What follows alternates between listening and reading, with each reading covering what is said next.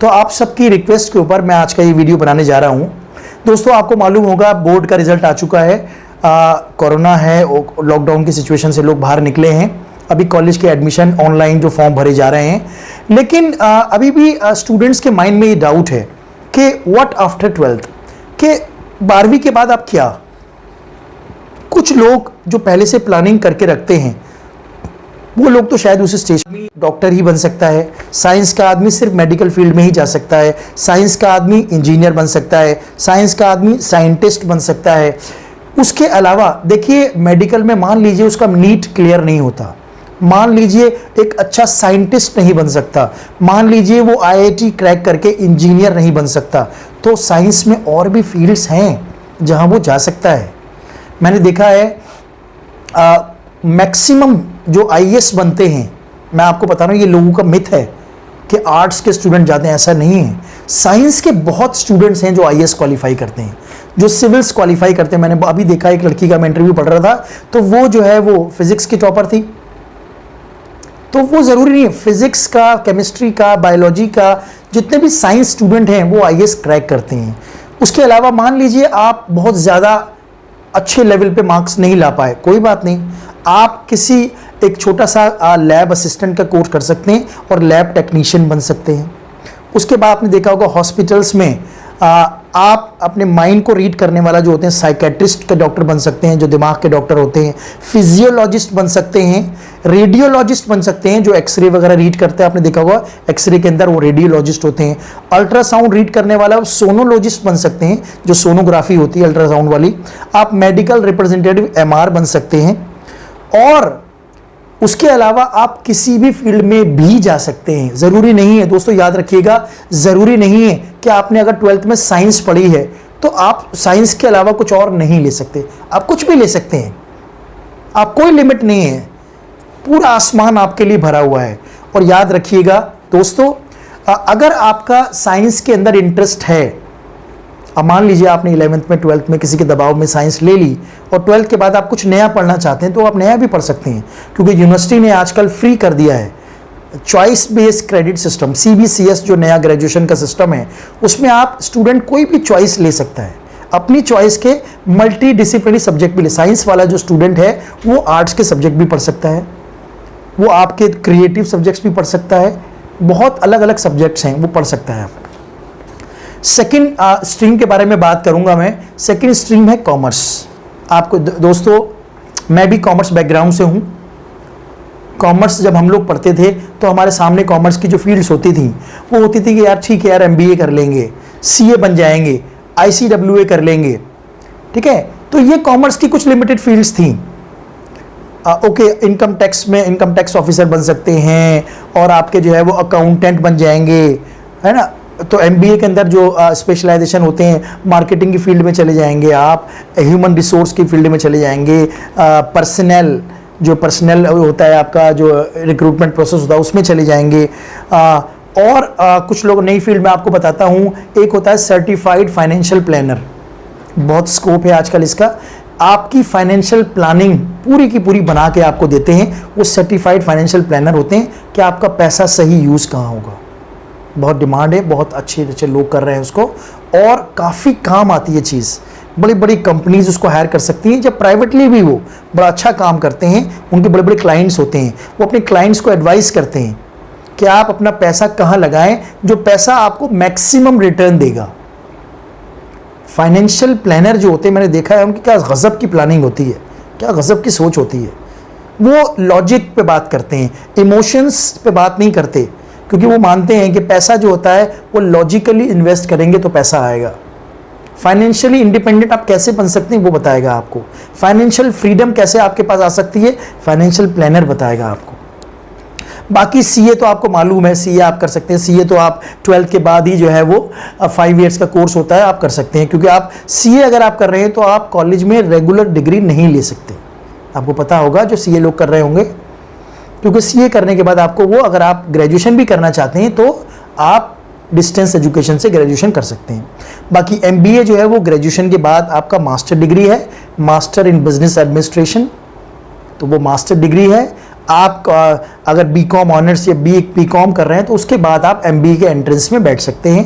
Cat, FMS, एक्सेलराई, Symbiosis, तो ये आप अलग अलग जो है वो एग्ज़ाम्स होते हैं एमबीए के एंट्रेंस में क्लियर करके एक अच्छा एमबीए का इंस्टीट्यूट आपने देखा होगा।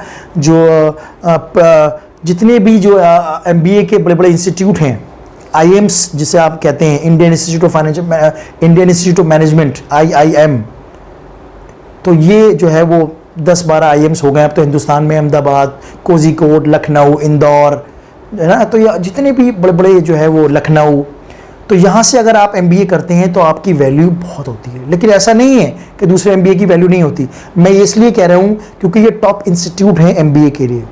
फिर आपका एक्सेलराई जमशेदपुर है, एफएमएस दिल्ली है, वो डिग्री देता है, बहुत अच्छी एमबीए करा रहा है आपको।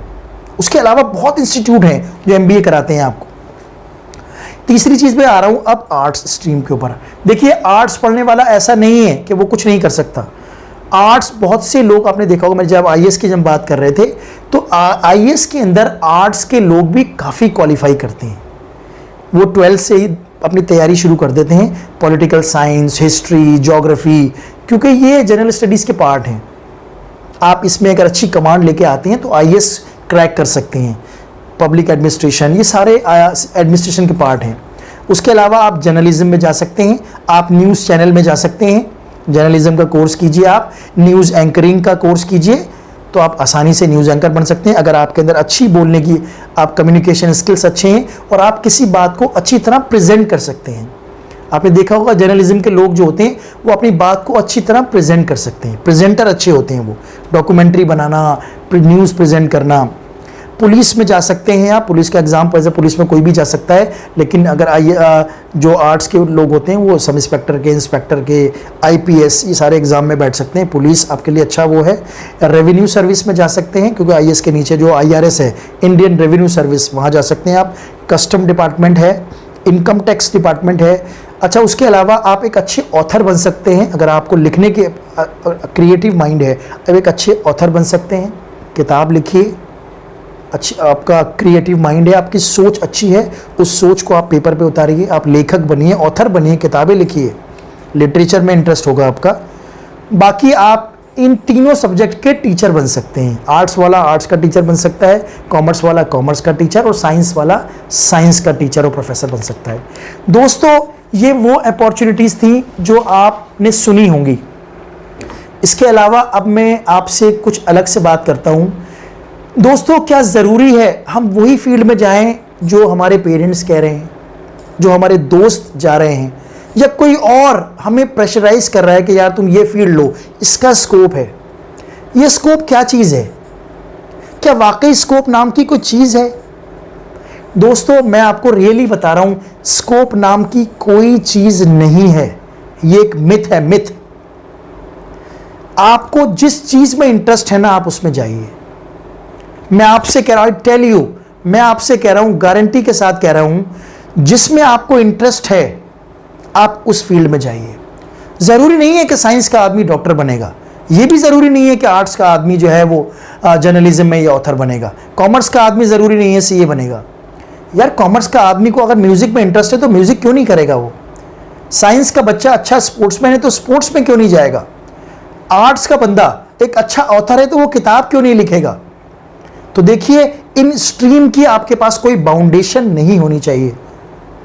ये जितनी बाहर की बातें हैं ना, पेरेंट्स क्या कह रहे हैं, मेरे दोस्त कहाँ जा रहे हैं, स्कोप किस चीज़ का है, पैसा किस में है, ये प्लीज़, ये सब बातें आपको बाद में पता लगेंगी जब आप सोचोगे कि यार मैंने अपने दिल की क्यों नहीं सुनी।